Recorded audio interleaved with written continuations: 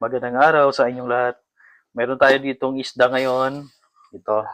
So, talakitok at saka yung sapsap na bilugan. So, hindi siya yung lawayan, no? So, ito ay naka-ready na, malinis na yan for sinigang.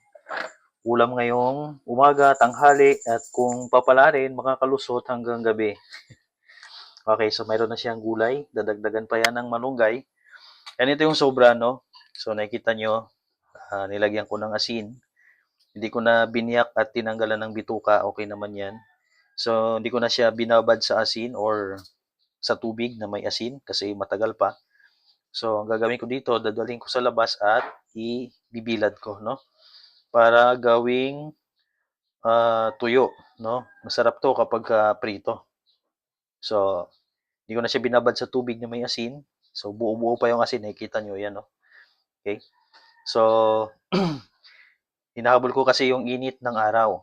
Okay? Tara, dali na natin doon sa labas. Okay? Doon natin siya ibibilad. Okay? Let's go. Sana yung aking chinilas sa kabila. Oh, ano yung aking chinilas. Okay? Tara, bilad na natin, no? Hanggat maganda pa yung sikat ng araw or tirik na tirik yung sikat ng araw.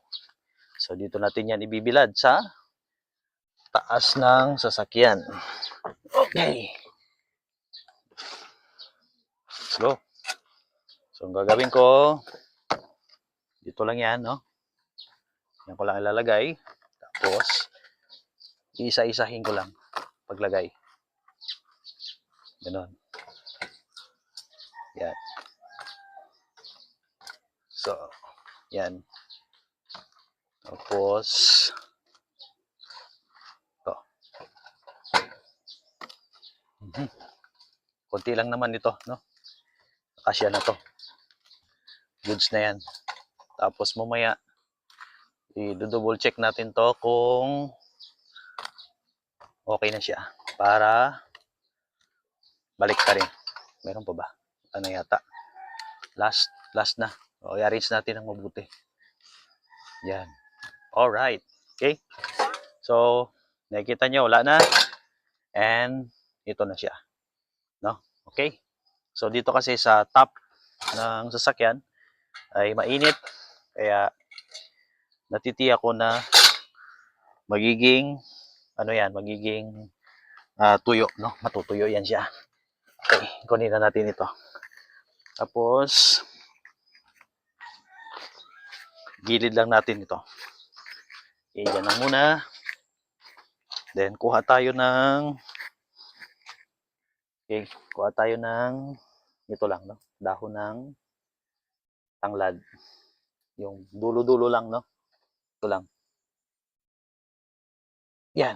Yung pinakadulo-dulo lang. Kawawa naman yung tanglad ko kasi bago pa lang tumutubo pero nakailang beses ko na tong pitasan. So, gagawin ko, gaganon ko lang to, no? I-crush ko lang siya ng ganon hanggang sa maging ganyan yung kanyang itsura. Pagkatapos, lalagay ko doon sa binibilad kong tuyo, no? So, anong purpose nito? So, yung mga herbs po, no? Lavender, mga eucalyptus. So, yan po ay natural fly repellent, no? So, ilalagay natin dito. Yan. Okay? So, ayaw ng, tawag dyan, ayaw ng mga langaw ng ganyang scent, no? Ng ganyang amoy. So, that is natural repellent. Okay? So, sana ay mamaya ng konti, babalikan natin to at babalik ta rin. And mamayang hapon o sa gabi, meron na tayong panghapunan, pang prito. Yun lamang po. Maraming salamat. God bless everyone.